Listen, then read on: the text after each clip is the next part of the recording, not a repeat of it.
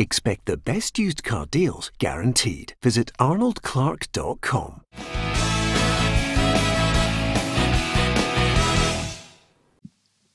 Welcome to Peter and Roughie's Football Show, live on Facebook and, of course, on YouTube as well on PLZ Soccer's channel.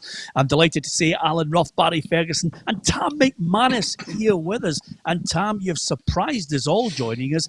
Electricity in East Kilbride. What a shocker. I've just changed my light bulb. I never had a light bulb. It was pure darkness in here earlier, so my missus had to change the light bulb, but we're all good to go. Yeah, Barry, I don't know about you, but I was going to start a fund for him when he turned the light on and nothing happened. I couldn't believe what I was witnessing a couple of hours ago when we were doing when the forays were on at 2 o'clock. Some boy, so he is. Some boy. Yeah, absolutely. Great to have you with us, Tam. And of course, to everyone who wants to join us and offer any point of view, we're more than happy to take it on Facebook. We'll go through a lot of your points and say hi to more than a few of our regulars on this one. But first and foremost, Roughie, quite a lot of people just looking now at some of the famous footballers who've all rallied around, just putting as much money as they possibly can into funds for the respective countries to try and help people with coronavirus. Yeah, a lot of people don't know what players, very wealthy players, do around the world, to help the underprivileged. And it's good that these people who have a lot of money are quite prepared to help the unfortunate people out. Yeah, our reporter Gabriel Antoniazzi has been looking at some of the contributions. Some of the biggest names in world football have pledged millions of pounds in the fight against the coronavirus pandemic. Manchester City manager Pep Guardiola donated €1 million to a campaign being promoted by the Medical College of his native Barcelona.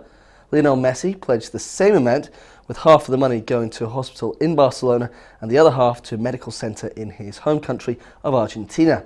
Cristiano Ronaldo and his agent Jorge Mendes have also donated €1 million, with their funds heading towards 3 intensive care units in Portugal. Bayern Munich striker Robert Lewandowski and his wife Anna have contributed €1 million, whilst teammates Leon Goretzka and Joshua Kimmich set up a fund called We Kick Corona, putting in €500,000 each. In the UK, Manchester United midfielder Paul Pogba has set up a fundraising page and pledged financial support to UNICEF to help affected children, whilst England striker Marcus Rashford did the same for charity Fair Share to ensure children across the country are still fed even when not at school. There's still much to be done, but it's a start. Yes, indeed, it is a start, and I'd like to send our best wishes from everyone on the football show to Ross McCrory, Barry, because while on loan at Portsmouth, he has the coronavirus. Mild symptoms, it has to be said, but Ross and any other people affected with it, we send them our best wishes. Yes, same to me. I read that he was the 5th Portsmouth player to have symptoms of the virus. And I seen he put a nice message out that people just to stay home and stay safe. So it's great when you're go back to you seeing some of these players who sometimes get a bit of stick, Peter, but I mean they put their hand in the pocket and show great gestures to give the money out. And obviously Ross McCrory being a Rangers player on loan down at Portsmouth, it just shows you anybody can become affected with the virus. So it's all about staying home and staying safe, Peter.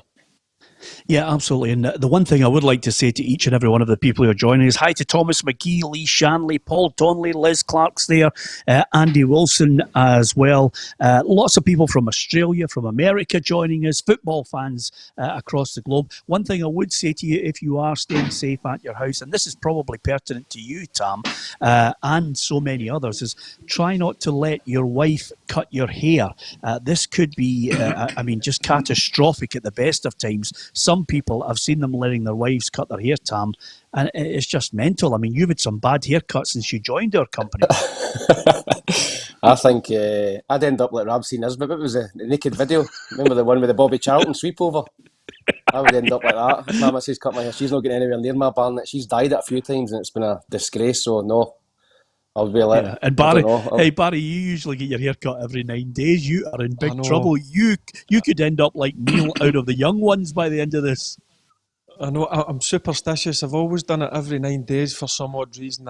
When I don't even need it done at times, and I just go and get it cut. I don't know what I'm going to do, but I'm certainly not letting my missus cut it. That's for sure.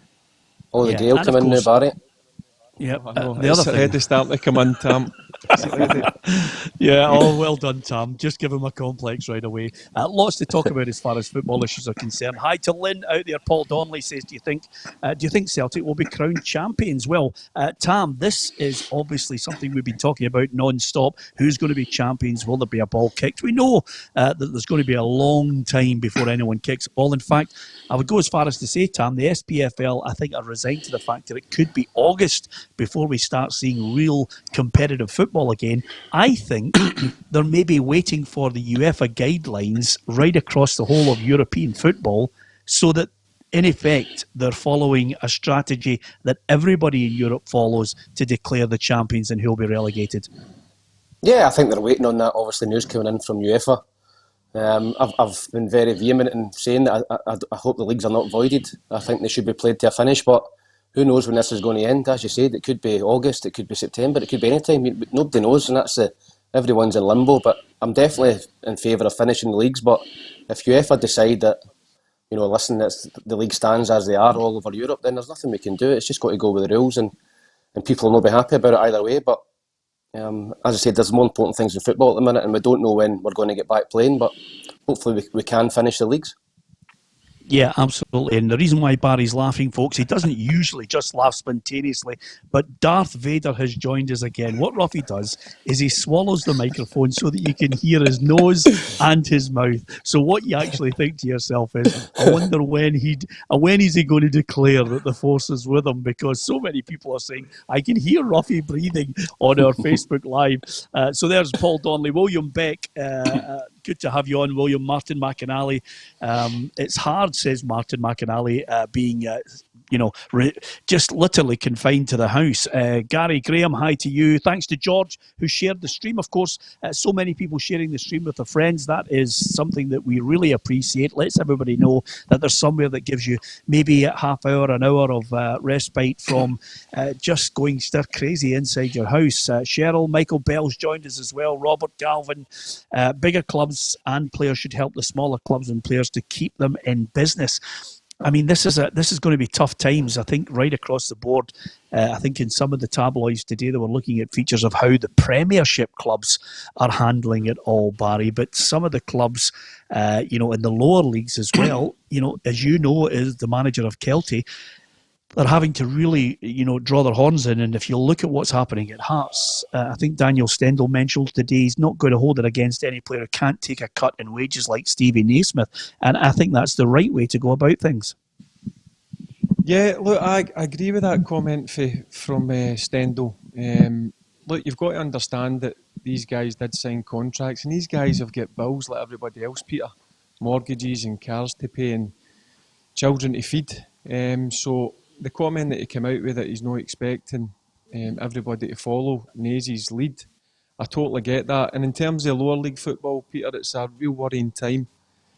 Our club have been really honest with the players and told them that we've got another 2 weeks that they can get their pay, and then after that there'll be no money left in the bank account, because we as a club rely on people coming through the gate, hospitality, and our social club's a massive earner in terms of bringing money through the door. So difficult times, but I just hope that we come up with some sort of a solution to help these lower league clubs, because a lot of them have been with us a long time, and a lot of them have got a lot of history, Peter. Yeah, I mean, I think that's a great point, Roughie. I mean, if Kelty are facing up to it over the next couple of weeks, there are many clubs above Kelty who might not be, I'm not going to say as wealthy, but, they run on the same parameters, and they will be making big decisions over the next few weeks. Yeah, you're looking at the likes of Forfar and Brecon and the teams down in the lower divisions. The clubs themselves will definitely struggle. They need that income come in. I've seen 180,000, I think it was, with Forfar. They need that, and that's not going to come in. I think it's not a great thing that's happened to the players like Brecon and Forfar and Kelty and that. The fortunate thing is that most of them have jobs.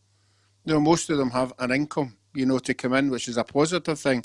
And fortunately for them as individuals, that's a wee bonus. There are some of the professional footballers who don't have anything to fall back on at all if they're full time and their wages are getting cut. Well, dare I say it, Robbie, and I hate to correct you, but the people who have jobs are losing them right, left and centre as well. I think you only have to look at what Barry was telling us over the last couple of weeks. People who've got a second job, a full-time job, they've lost those jobs, Barry. A lot of people are actually struggling on two fronts. If they're a part-time player, if they're a full-time professional who's not on huge money. In Scotland, you have maybe I think Stevie Naismith said it, only Celtic will not really feel as much pain as everyone else in the forthcoming weeks and months, although they will feel loss. Yeah, they will feel a bit of pain, Peter, because obviously they've got a lot of money in the bank, but they'll need to obviously use that. But in terms of my players, we've got 4 or 5 who are self-employed, Peter, who are personal trainers. One's a masseur as well, so they're going to lose out on their day job and their money coming in, plus what's going to be happening with us in the next 2 or 3 weeks. So it's a difficult time for us, a difficult situation for a lot of the players, because I understand where the club's coming from, but also I've got to understand for the players' point as well. They obviously rely on that bit of money that we give them at Kelty, but also they rely on their jobs. But the good thing is the government had come out with the 80% thing who have in jobs, but it's the self-employed ones that I'm worried about. Yeah, absolutely. Listen, Del Coyle says, hope you're all well, guys. I've just finished watching a young Barry Ferguson lifting the 50th league title while I'm on lockdown. I think the amount of people who'll start looking back at games. Tam, how are you occupying yourself, by the way? Because I know the one thing that I have to say to you, I've got a friend of mine, he's an English journalist down south, and I was chatting to him today, and he said, he's in there with his wife, and the two of them are at loggerheads with each other. And we're not too deep into this at the moment. He's at loggerheads with her, and he said to me, jokingly, he said, I might have to bury her out the back. The two of us are fighting every 2 minutes, and I said, well, just make sure you put her back end above the grass so you can park your bike. And it was a joke that was wasted on him. He just doesn't listen to or watch Billy Connolly. I mean, he didn't get it. I thought there's no point in explaining it to him. No, listen, I'm trying to just... I've got a wee treadmill in the house and just try to keep myself fit, go out for walks and watching box sets, watching films at night. Listen, there's not a lot else to do. I've actually got a few wee coaching manuals. I've been writing coaching drills down just to keep my mind busy as well. And, everybody's in the same boat. You're in lockdown. And, myself and my wife as well, we're kind of cooped up in the house together as well. So...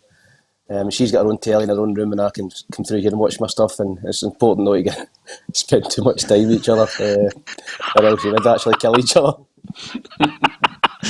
Listen, there's no point in telling everybody you've been watching box sets. Give us one that everybody should be looking out for. Give us a suggestion. What was the one I said the other day with Jessica Biel? The one you sent me yesterday. The Sinner, very good. The Sinner. Very good. Very good. Roughie? Well, me and Maggie started playing hide and seek, but I haven't found her for 2 days. So what's a wee bit of a bonus? You're a bad man, Roughie. I'm watching. I'm still trying to catch up on Barry's Power. The Power on Netflix. There's about 10 series of that, and I'm only at number 6, so I've got a wee while to go yet. Good man.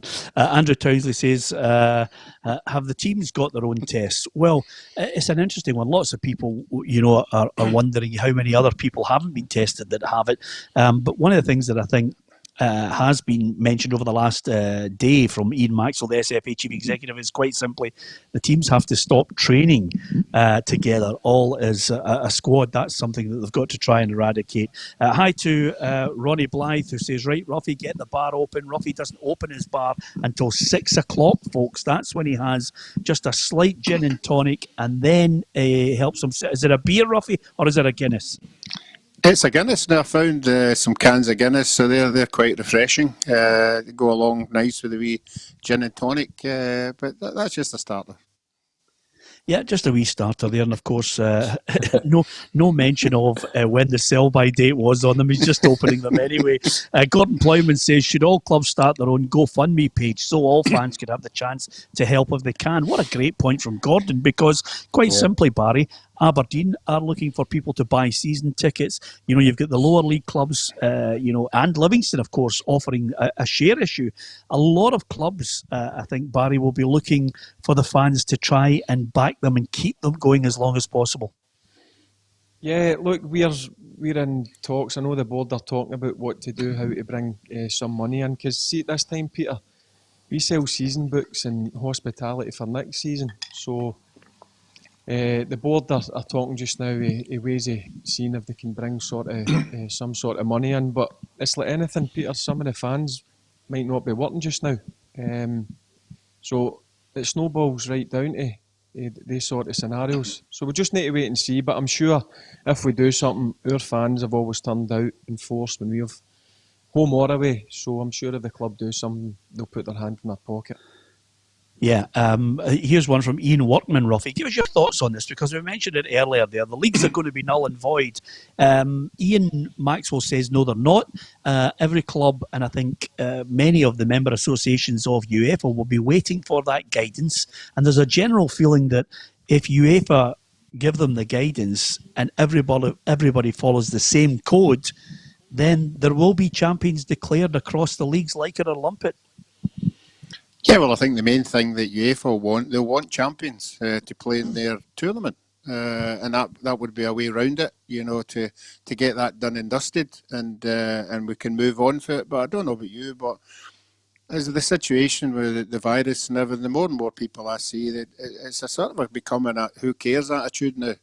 Okay, there's a lot of supporters want the championship and others want other things, but the seriousness of this, we might not be playing football till August and all that scenario. A lot of people are saying, oh, so what? It's a championship. But unfortunately, it's going to be a year that's always going to be talked about in future years to come. So if it kills it, let's do it. But I think you're right. UEFA will be the ones that decide. Listen, hi to James Maguire, who's out there in Thailand.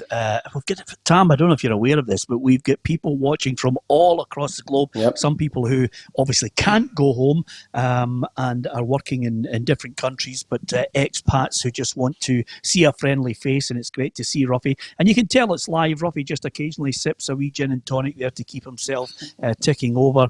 Barry is not in his man cave, Tam. We asked him if he could take us into the man cave, but there's only so many people can take 300 Rangers strips on the wall, Yep. Tam. It's as simple as that. We don't want to see the Union Jacks in there. We'll keep that for another day, Baz. Freddie Young and Michael Bell. Michael Bell says, Peter, if you get PLZ wallpaper behind you, you'll have no idea how difficult it was, putting this all up, Michael, I have to tell you. And over and above that, I hope you're all keeping well, says Niall Kane. Niall, we absolutely are delighted that you always stay with us. Gordon Bruce, Justin Sider as well. And a lot of people, Barry, I just want to know how your mince and tatties went down on Monday. Was that good? Oh, it was different class. Loved it. The usual, the missus, it's either, normally I get that on a Sunday, but just keep myself busy with making me all my favourite foods just now. So I've got stew later on. I love the old stew as well. Oh, magic, Barry. I'm Just wish we were there. Old school. Yeah, Great. wish we were there with you. What were you going to say, Barry? What were you going to say, Roughie? Were you just going? No, we've got roast pig tonight on the spit. Did you catch that in the Tam, game? Tam, don't worry. You, Tam, you'll never know how true it is. He sent me 4 photographs, Tam. One was a deer roaming about in his garden. Honestly, it's unbelievable. Venison. Yeah, absolutely. Gordon Bruce has joined us. Michael Matheson says, well done, guys. Enjoy the banter every day. Of course, listen, you were trying, obviously, we have to talk about the implications in football of the coronavirus, but we try and keep it lighthearted and get a wee bit of chat from all the guys. It's great. And also, over and above that, Darren Fields joins us. Darren, hi to you. And Stephen McNamara says, I hope our players take a wage cut. They're not obliged to, but let's be honest, they're not on English Premier League wages, and Anne Budge put them on these contracts. Yeah, I mean, it's a difficult one. I know the PFA, Tam, have been looking at this and saying, here's the key in this. If it's a wage cut, is it a deferral until time that when people actually the clubs start to get money back in? Because I've been down this road before where clubs and individuals have taken wage cuts, but it turns out to be a wage deferral until they're back on their feet. I don't know how difficult it must be for Fraser Wishart saying, well, wait a minute, if you're cutting their wages, are you going to pay them later? And if you're not going to pay them later, how can you have the brass neck to go and try and sign players on new contracts when we're all back playing football? Yeah, listen, I've been pretty vocal on this with Hearts. Listen, I think first and foremost they should have said it was a deferral rather than a cut. I think there's a big difference between a 50% wage cut and a 50% wage deferral, where you can maybe get it back when the season starts. I think a lot of players would have maybe went for that. Listen, we're getting our money back anyway at a later date, but they've decided to cut the wages. I agree with Stephen. Obviously, Stephen Naismith's he's probably a millionaire. He's had a great career and he's got a few quid in his tail. It's difficult for boys maybe on £800, £700, £800 a week to take a 50% cut. I mean, they're living month to month and they're bills to pay, mouths to feed as well. So listen, I just think Hearts I think they jumped the gun a little bit too early with the 50% wage cut. I think they could have waited. Obviously, they're going to get a little bit of help with the government with 80%.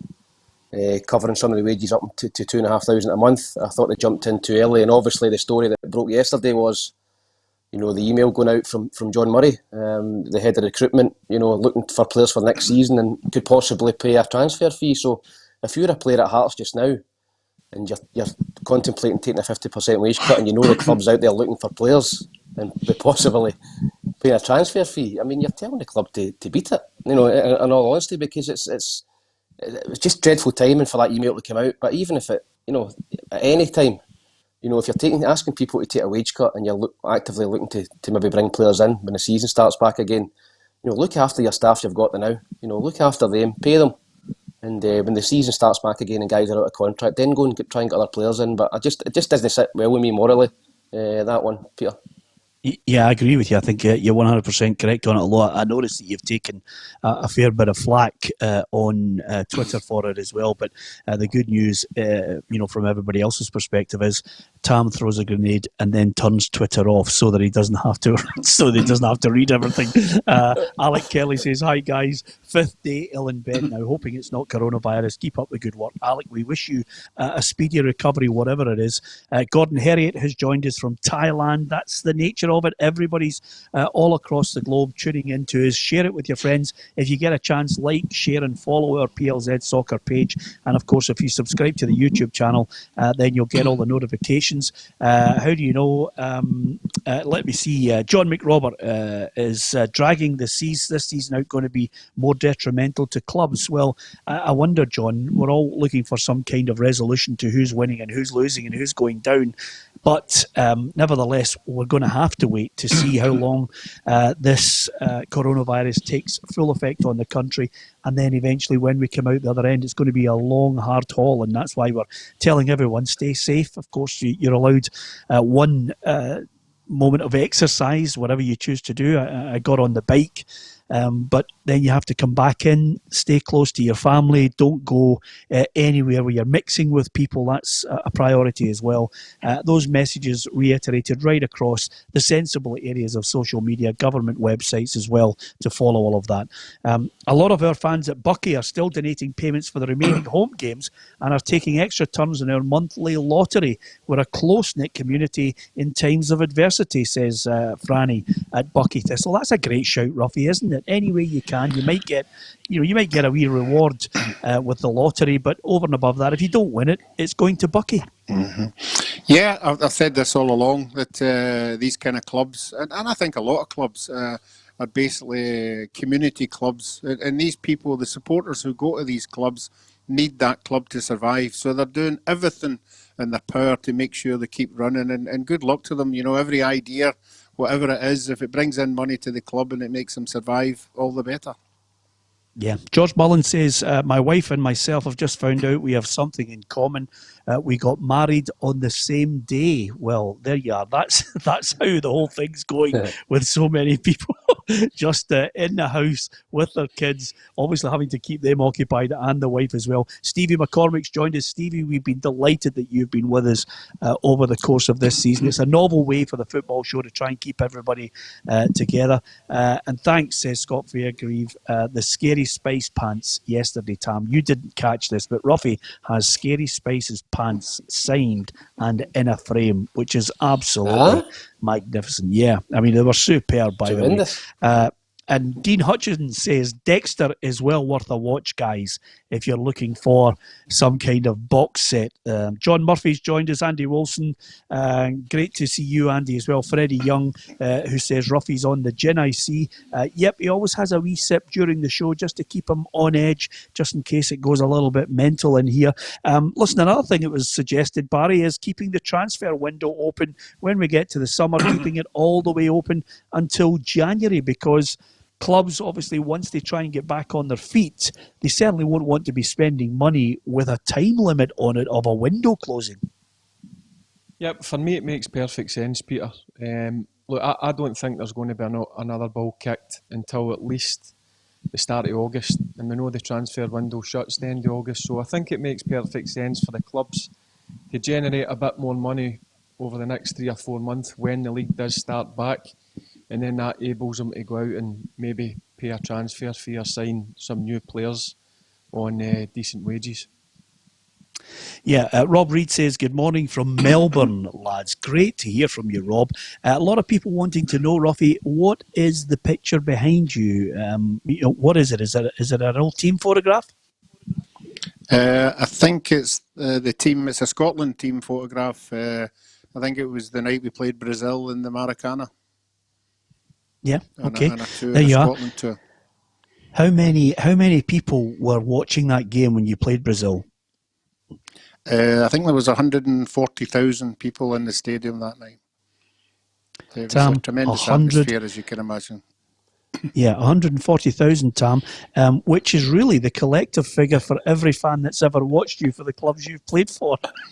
I was going to say, I never played in front of 140,000 in 17 years.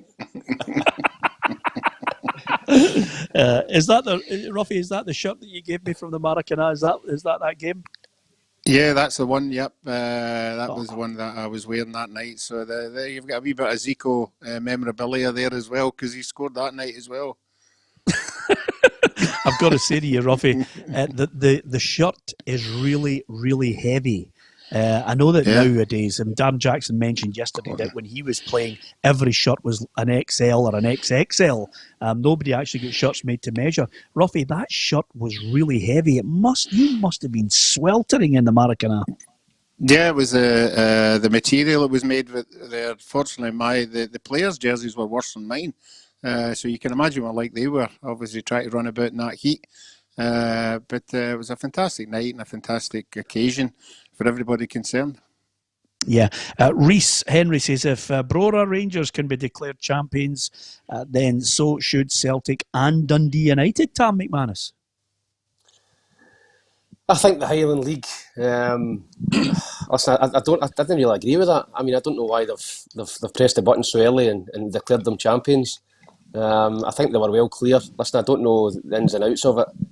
I think they'd probably just about sealed the league, but I think they jumped the gun, and I don't agree with declaring other teams champions just yet. I think you've got to wait. You've got to wait and see it out, see what UEFA say, and then take it from there. But you can't have one league declaring champions and other leagues don't. You know, you've got to wait until UEFA kind of give you some guidance. I think it was an interesting point, and I think Barry made it as well with Kelty.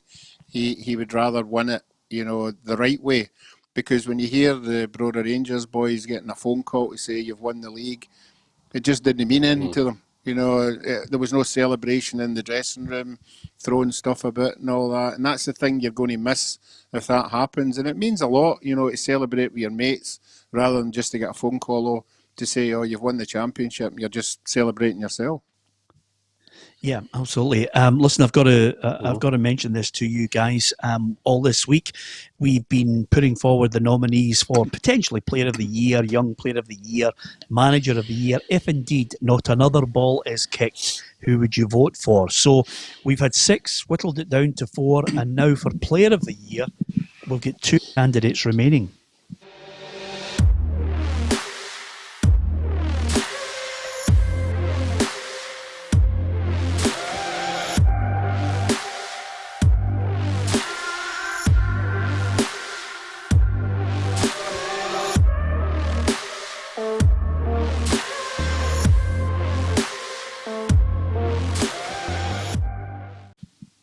I don't know if you can remember, but back in December, there was a pub argument going on, Barry, about who was the better player between the two of them. Was it Morelos or was it Odsonne Edouard? Suddenly, you know, just before the whole thing was called off, as far as Scottish football is concerned, Edouard just seemed to stride away on his own, or maybe he was on his own long before this argument started. Yeah, look, Peter, for me, he's by far the best player in Scottish football. By far. I just think he's got better again this season. I know Celtic paid a lot of money and probably raised a few eyebrows, but I think he paid £9 million, was it? But for me, I've said it plenty of times before, Peter, he can go down and play top 4 teams down in England, Premier League, or any team in Spain. That's how good I think he is. I mean, there's a Morelos a good half of the season, but it doesn't really count. He's no kicked a ball since he's come back. Obviously got that sending off in the Celtic game, but he's just not looked the same player. But so for me, Odsonne Edouard wins it easily. But I'm more surprised that I've seen the 4 you had. I can't believe Callum McGregor's get a mention. Yeah, it's a good point, Barry. I think he goes unnoticed, Peter. I think he's one of the players where he's consistent, so consistent. I just think he's another player for me. Thought he was a good player, but just again this season, I think he's stepped up a level again. Here's a point I'm going to make to you, Tam and Roughie and Barry as well. You know, everybody was arguing over the fees that potentially could be on offer for the likes of Odsonne Edouard, Alfredo Morelos, with the current climate, with the fact that clubs are going to be cash-strapped, trying to get themselves back on an even keel. I would suggest to you that might reduce the fee that the clubs can expect, or it might force players to think, I'm going to sit in here for another year. What's your take on that, Tam?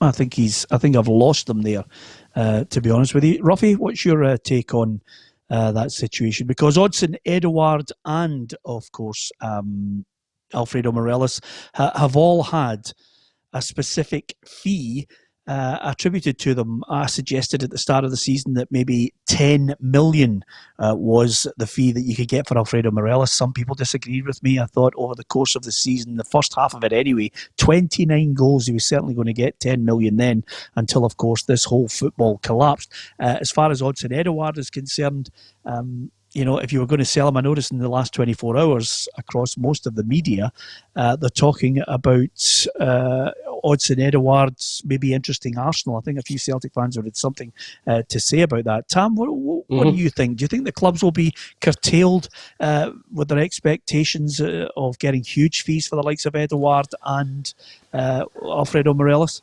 Yeah, I think they will. I think, as you said, I think the English clubs in particular, the Premiership clubs, will not have as much money to spend. They're obviously going through tough times just now as well. They've got to go and pay all their players out through this period as well. So, listen, I just think that Morelos, you know, you look at back and you can argue either way, but Rangers should maybe have cashed in on him in the window in January. I think that was his peak.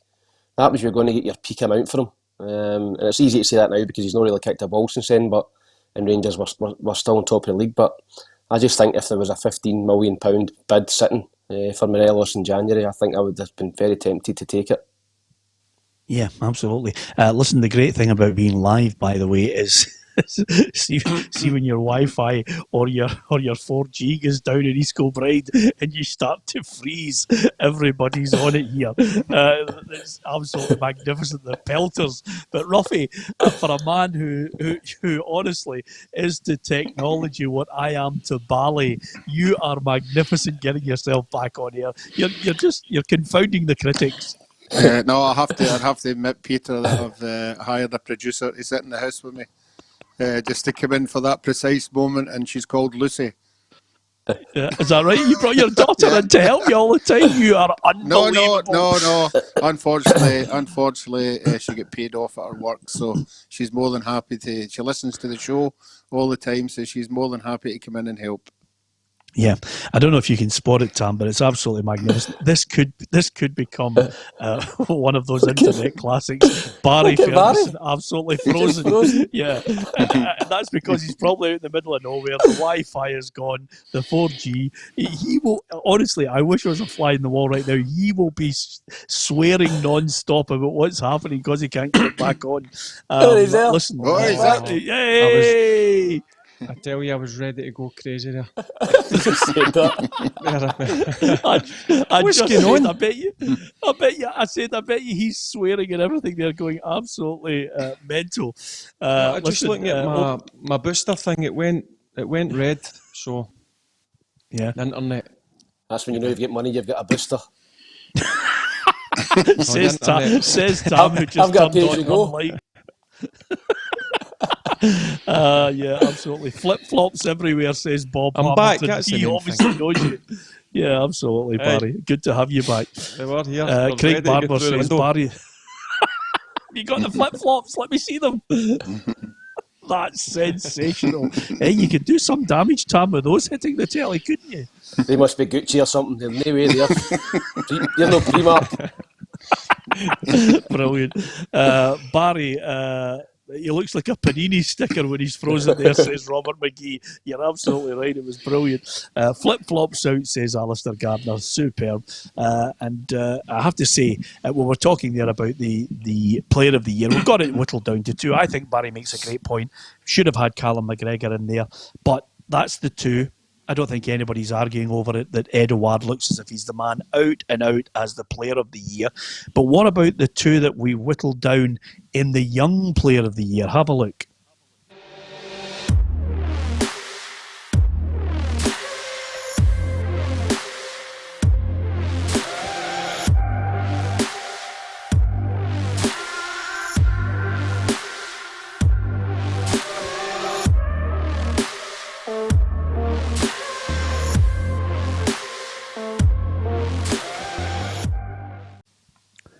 Just two of them there, Tam. What's your take on it? I'm going to go for Lewis Ferguson. I think he's been consistent all season with Aberdeen. He scored a few goals as well, and I like him as a player. I think he's got a little bit of everything. He can go and get beyond the striker, he can get a goal, he can build the play as well. He's a big boy, he can get about the pitch. I think he's a great prospect. I think he's been excellent. He's been one of Aberdeen's best players, and I think they've had a pretty average season, but he's always, every time I watch Aberdeen, he's always one of their better players. So I would go for Lewis Ferguson. I think Frimpong's a great player as well, but he's kind of been in and out of the team. So Lewis Ferguson, definitely for me.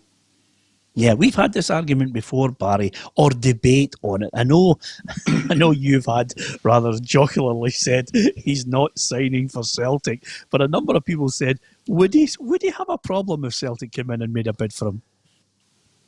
No, listen, he's the type of boy who just takes things in his stride, Peter. Look, if a big club comes calling, you want to try and play at the highest level, so he would need to answer that. Would I speak to him again? I don't know. No, listen, I just want to see my nephew do well, and as I says, he's done it the hard way, Peter. He got freed for Rangers, as I've pointed out before, at 15, and Hamilton took a chance on him, and he done it the hard way and broke into their team. So he's got to. I think he's always going to give Hamilton a lot of credit because they took a chance on him when he was basically put on the scrap heap with Rangers. So No, look, I don't know what would happen. I think he's got all the attributes to play at the highest level. I honestly do. Yeah, just on that point, Ruffy, if Rangers were looking for any sort of recruitment, and the other thing about it, listen, the joy, I don't know if you were a boy, Tam and Barry and Ruffy, when you were growing up and you were looking at the back pages of newspapers, you used to love, I mean, my nephew and I used to love looking at back pages and laughing and speculating about players that were potentially going to sign for your favourite club.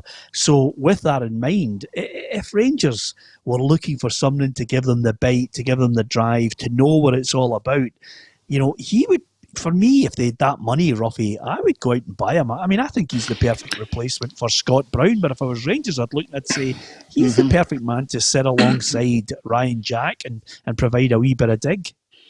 Yeah, I think Rangers should take a leaf out of Celtic's books and showing the confidence that young Scottish players can compete at a high level. You've got Ryan Christie, who's come in, who was all over the place, and now he's come in and showed everybody what he can do. We've already spoke about Callum McGregor, and I think the young players, as far as the national team's concerned as well, it'd be great for him to be playing regular in a top team and move on to the Scotland setup, which I'm sure he will. There's no doubt about that. He showed a lot of maturity and consistency.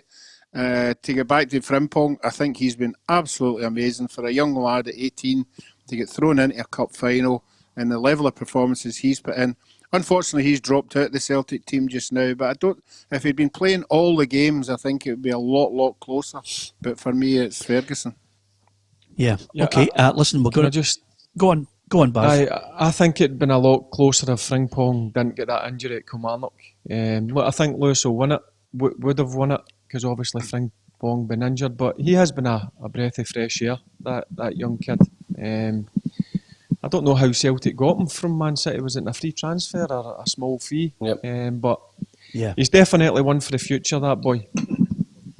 I'll tell you one thing that a lot of you guys haven't contemplated just before we look at the two candidates that are left for manager here. I'm not sure we've got them right or not because we opened it out to our Twitter at PLZ Soccer, and of course you can just give us your thoughts and vote on the candidates that you think should be Player of the Year, Young Player, Manager of the Year.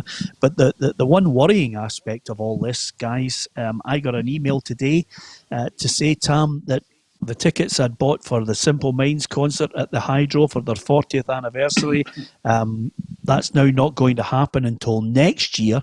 And of course, more worrying for all of us guys is the PFA Player of the Year awards don't look as if they're happening. What's going to happen with our end-season soiree? Where are we going? How are we going to get out? It's gone. It's a disaster. It's an absolute disaster. All I'm thinking about when we get the all clear of this, how busy the pub's going to be. It's going to be mobbed, isn't it? Everybody's going to be desperate to get a pint. So I'm sure we'll get something arranged once this is all over. We can go to Barry's man cave. Yeah. Me and you and Roughie. Just out of curiosity, Roughie, do you have a man cave? No, I don't, Peter. No, I don't. I never have done. Not been fortunate enough to have one. As you know, I don't like being about myself anyway, so it's something I wouldn't have. Yeah, honestly, why not always feel? Do you know what you're like? You're like somebody from a Carry On movie. There's always a double meaning to everything that you say. But you do have lots of memorabilia, don't you? Listen, I'm going to let everybody see first of all, because you did promise us it yesterday. For the benefit of anyone who might be under the age of 40, Roughie said he would show us a picture of a very famous top. Tam McManus, do you know who was the original owner of this top that Roughie has framed on his wall? Have a look and see if you can see. Who do you think that belongs to? I know it's the Peru top. Yeah. Is it? I don't know. It's it the boy that scored the goal against Roughie? Yes. Tam, you'll never know. I don't know his name. Tam, you're a young guy, and Barry as well, but for the benefit of you two guys, let me explain to you. The entire nation, and I had Roughie, I had his sticker in my Panini sticker album. I had the 1978 World Cup top with the diamonds down the side. and we were watching on as Kubias bent the ball round the wall, Roughie, into the roof of the net. And he was absolutely sensational. Did you ask him at the end of the game for that top? Yes, I did, and there was quite a lot of people asked for his jersey as well, but he insisted he wanted to swap with the clown. Yeah. Oh dear. Just on that. Listen, it's a fabulous top, Robbie. You'll never know. And the great thing about that top is that we've got one of the guys, I think his name's Christopher, who actually watches the show, and he said, I know Kubias's nephew, so he'll be delighted, Robbie. Somewhere in Peru there is a man looking on with great pride that you've kept that. I think it's great. What's the best strip, Tam, that you have in a frame that means so much to you? Just even if you managed to get it from somewhere by hook or by crook. I've got a few. I've got, obviously, all the teams I played with, I've got quite a few strips framed. I played against Juan Pablo Angel, the striker. It was at Aston Villa. Did you not play with Aston Villa? Yeah. Yeah, he was at New York Red Bulls, and I was at Colorado Rapids playing over there in the MLS, and I managed to get his top, New York Red Bulls 9, and he signed it after the game for me as well. So that's probably the one that means most to me. But I've got a few cup final jerseys, but I never won it, and so you know, a few losing jerseys. But listen, I think they're always great to look back on whatever club you've been to, and you can always look at your strips, and it takes you back to where you were when you were playing. Yeah. You got a favourite one, Barry? Two, Peter. One that my first game as Rangers captain, my first game as Scotland captain. They're the two strips that I've got framed that I've got pride of place. Have you got anyone that you got off someone that you played against that you thought, special? Yeah, well, you know my feeling on it. I always kept the strips that I wore playing against like top teams, but one guy that I thought was phenomenal was Xavi at Barcelona. Phenomenal footballer. And come up against him and put your wits against him. It was just to see him up close, to realise how good a player. And Peter, I'm telling you, 5'5", 5'6" at a push. But what he could do with a football, oh my God, unbelievable. So I got his top. Fantastic, Xavi, absolutely superb, and lots of people talking about their most treasured piece of memorabilia. And someone, Martin Kerr, says, I'm in isolation in Kissimmee, Florida. The best wishes to you, Martin. Let's hope you're safe and well. And also, Alec Kelly says, has Roughie kept his collection of old Tennent's cans? Of course, those Tennent's cans used to be very, very special indeed for a lot of people. Christopher Haas says he knows Kubias's son, and I think he'll be well pleased that you've just put up that picture there, Roughie, for us. Thanks for that, Roughie. That's absolutely magnificent. If you get a chance, could you ask him where he's put my jersey? Yeah. In his house, you know. He uses it to wash his motor.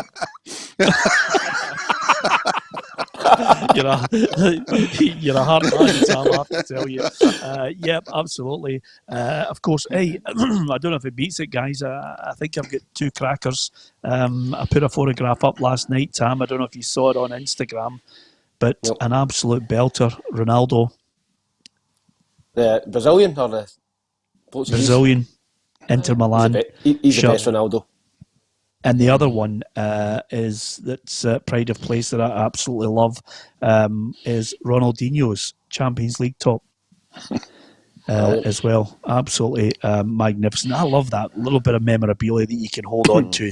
Everybody's got a favourite down through the years that they mention. So if you've got something that you've got as a bit of football memorabilia, why not mention it to us on our Facebook Live? We'd love to just give you a name check as well. So many people have joined us. Gordon Ferguson's in Minnesota, USA. Keep up the laughs, lads. Gordon, great to hear from you. USA, Thailand, Australia. Lots of people wishing us the very best. Michael Matheson says, I have a framed Larson top, one on my wall, and a Lisbon Lion one signed as well. So that's an indication of some of the greats that people have on their walls. Always nice to give you a mention on our Facebook. Just before we go, we've got Manager of the Year. We've whittled it down to 2 from the votes that you have obviously added to our Twitter account at PLZ Soccer. Have a look at the 2 we've picked.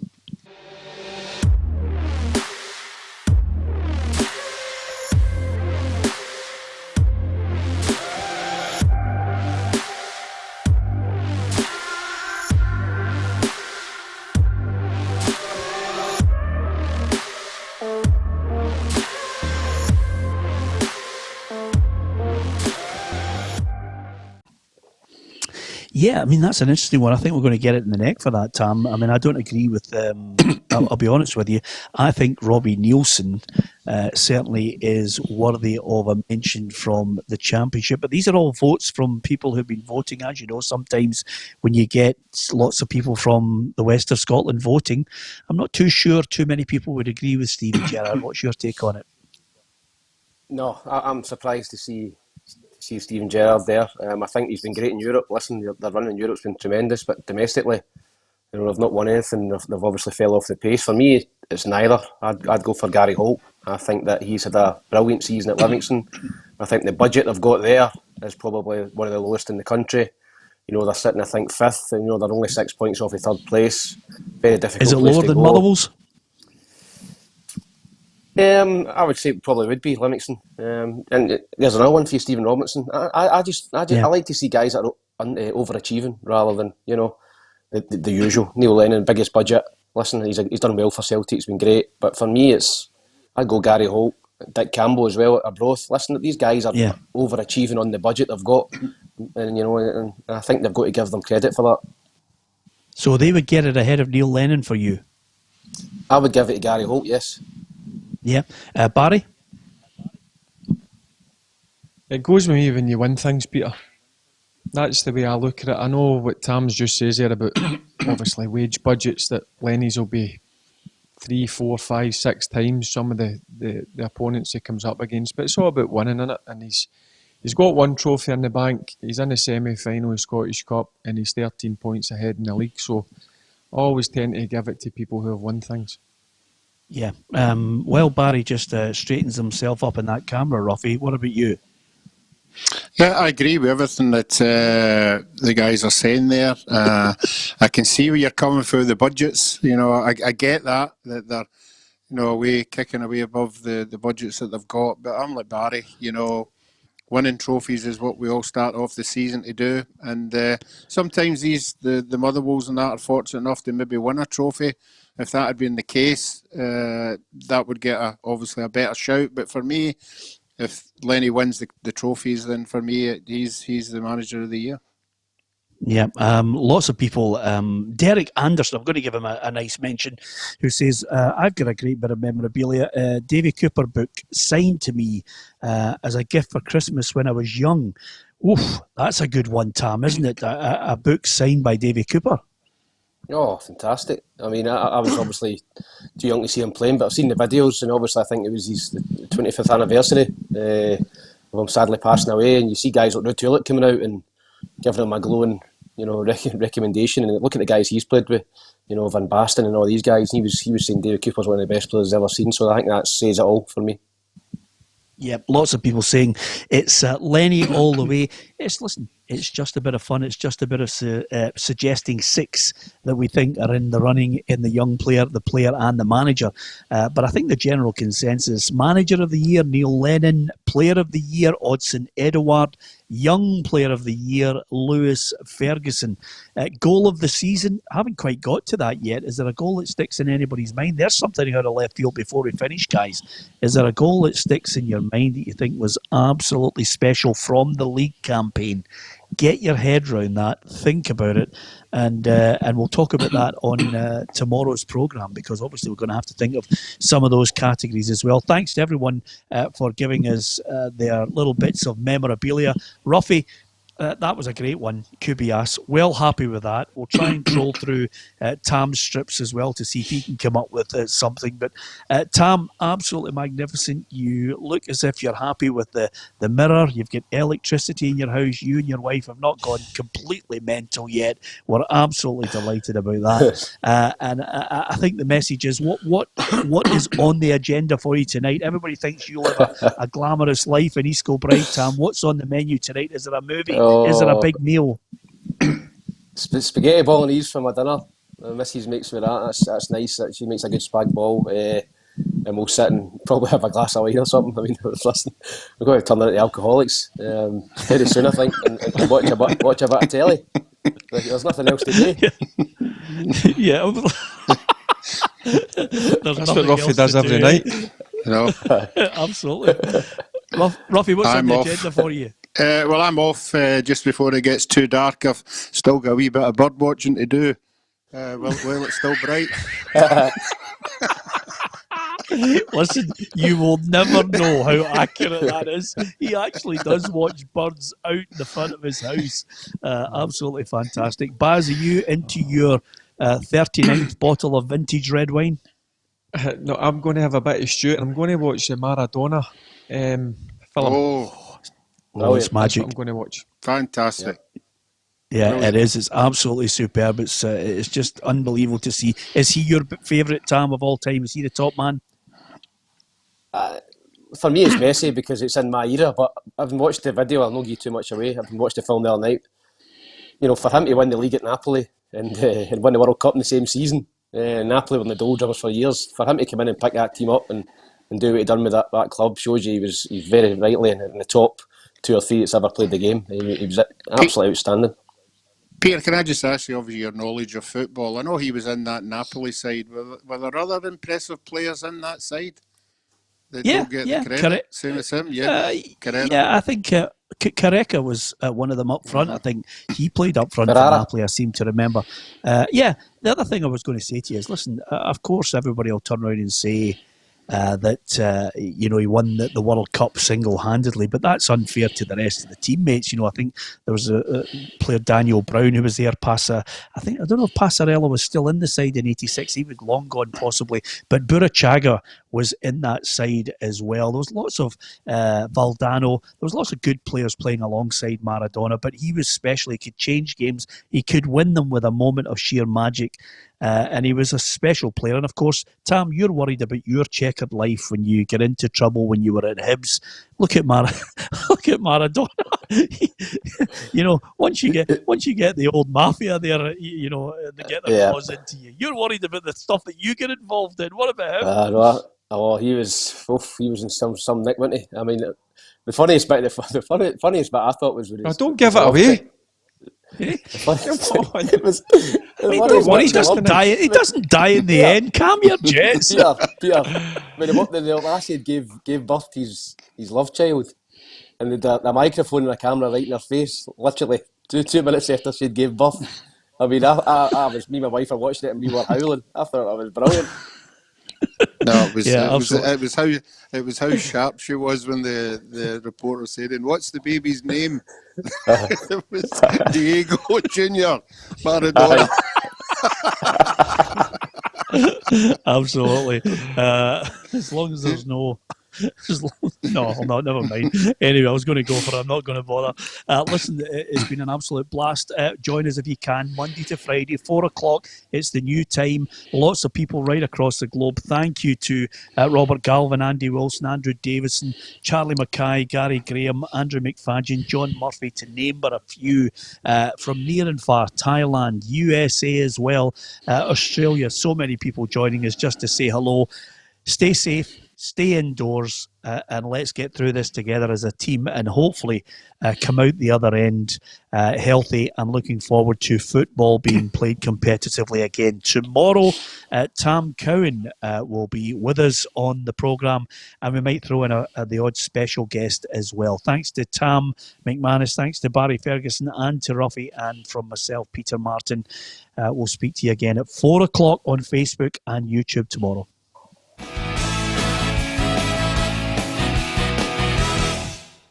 Expect the best used car deals guaranteed. Visit arnoldclark.com.